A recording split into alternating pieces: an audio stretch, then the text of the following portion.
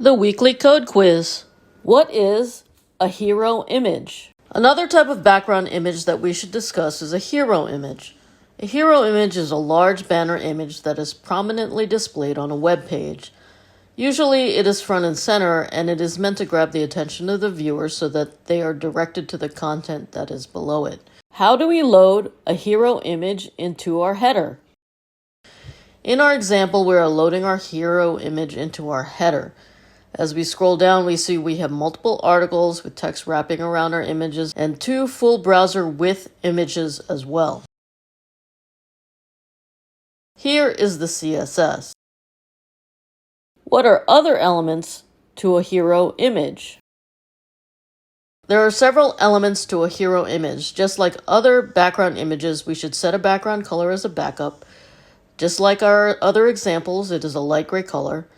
And a hero image is not repeated. And we introduced 2 new properties, background position and background size.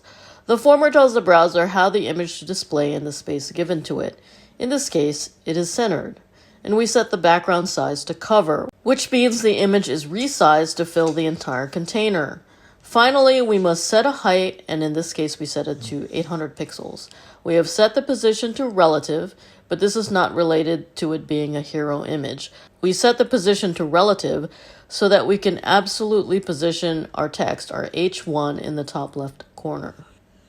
And this is the HTML we are working with. You can see that in addition to our hero image, we have 2 full browser width images that are used to visually break the content as we scroll down. We have bolded the HTML so it is easier to identify. As previous, the placeholder text has been truncated. The section content is constrained to 80% of our browser width, and we have several images floated both to the left and right that our text will wrap around. Since we are not constraining all our content for this example, we have removed the container element. Instead, certain sections have the rule constrain the width to 80% of the browser width. Here's the CSS for our browser-wide images.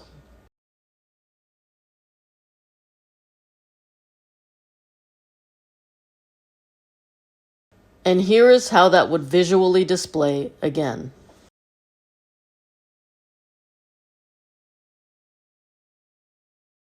Presented by Designers Learn Code.